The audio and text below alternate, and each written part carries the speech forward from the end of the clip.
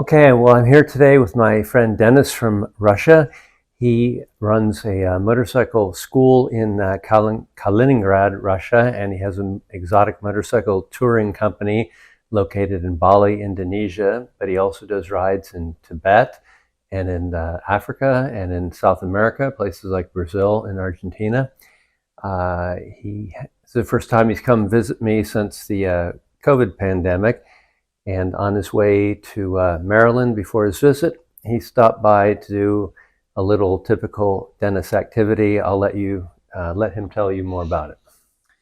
Hey, so we did a wing walk activity a couple of weeks ago in Seattle. We came to Seattle directly for the wing walk, and in Washington, it's only one place where you can do it. I mean, one place from all over the world, only one place.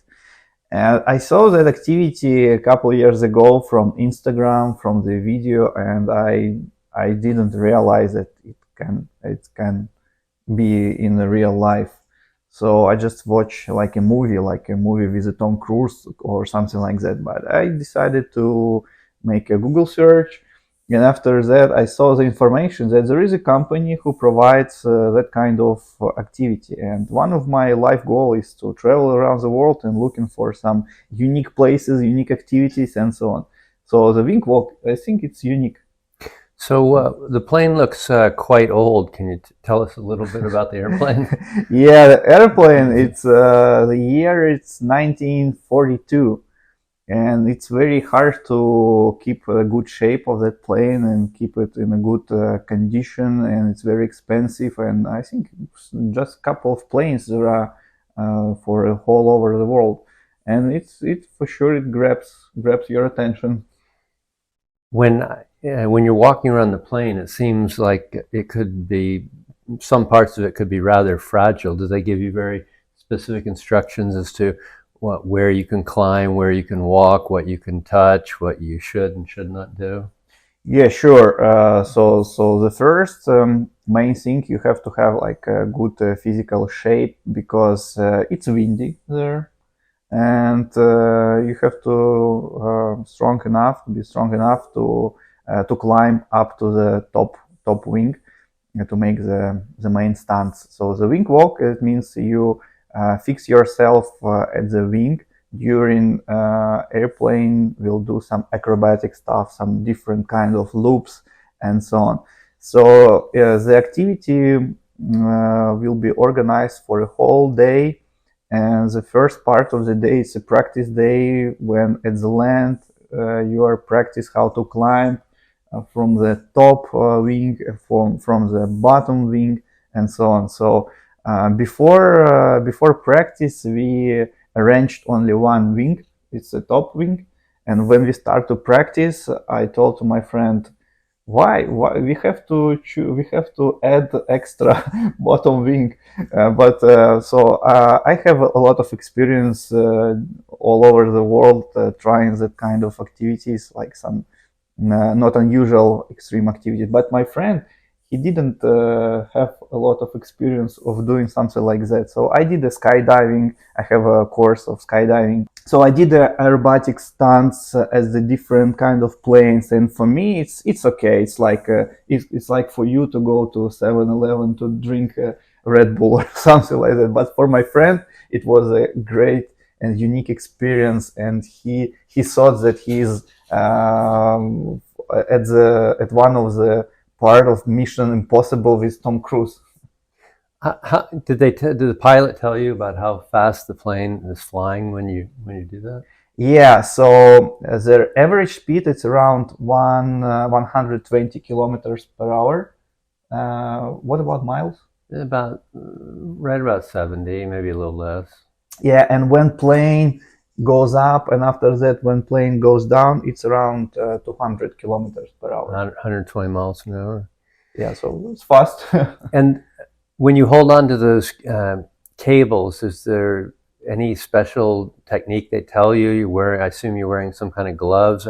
How hard is it to hold on to the cables when you're actually out on the wing? So it's not so easy because you can feel the wind and you can feel the altitude. The altitude was around 1,000 meters. 3,000 feet. Yeah, so you always have to touch special parts of the cords and cables.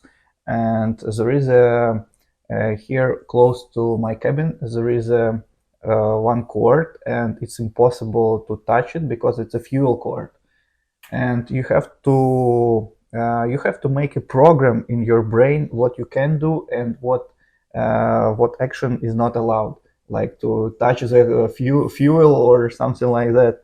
So yeah, that's why we had a preparation around 4 or maybe 5 hours. What you have to touch, every movement we practiced at the land.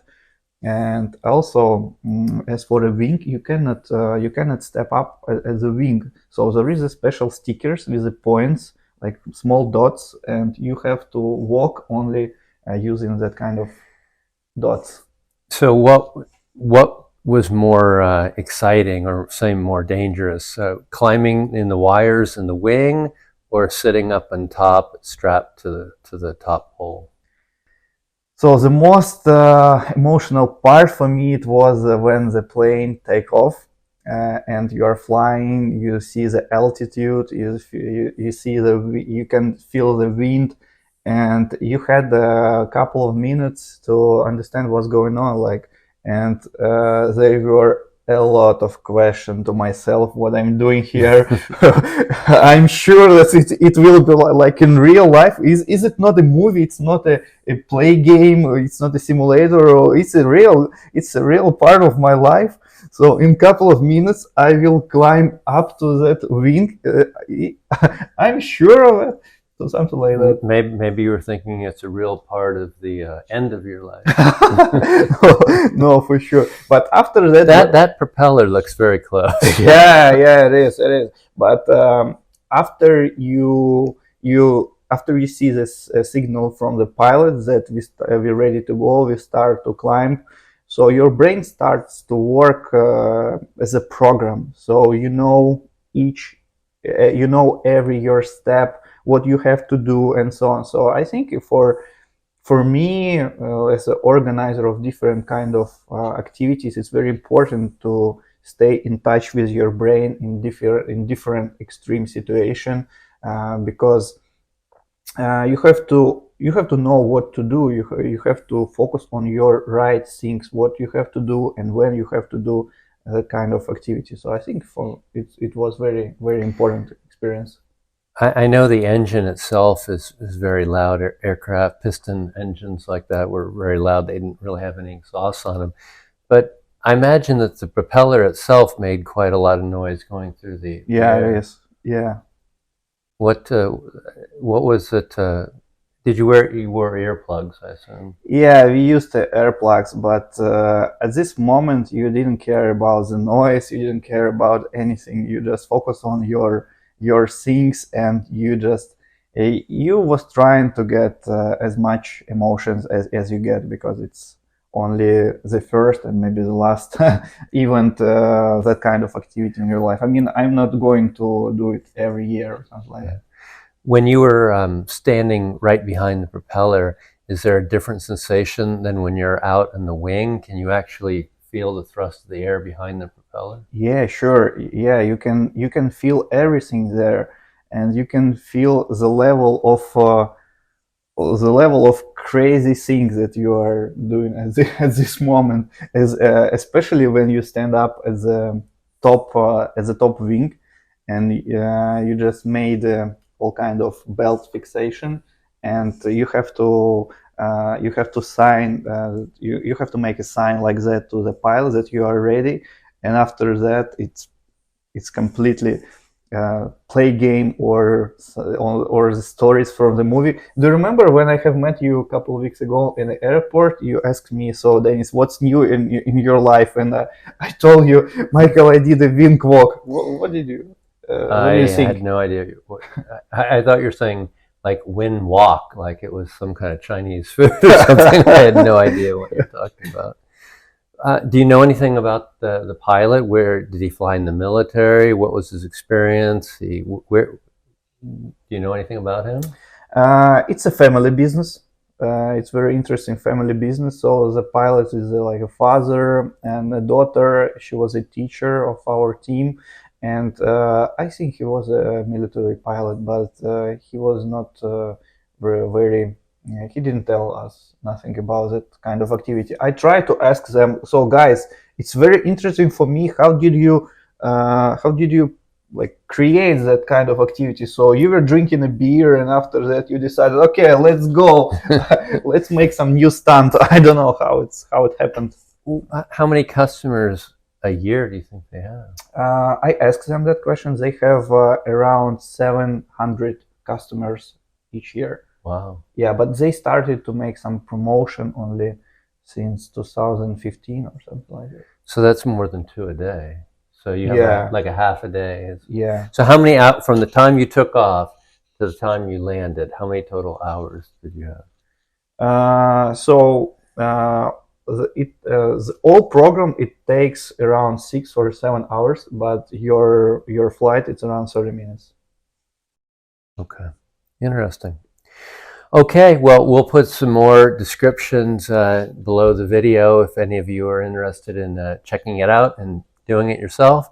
So it's, what is the town in Washington where it is? Seattle. It's close. It's north of Seattle. Yeah, it's Sequim Valley Airport. Okay. Yeah, we will send the link. We'll put the information in below the video. All right. Well, thank you. Thank you.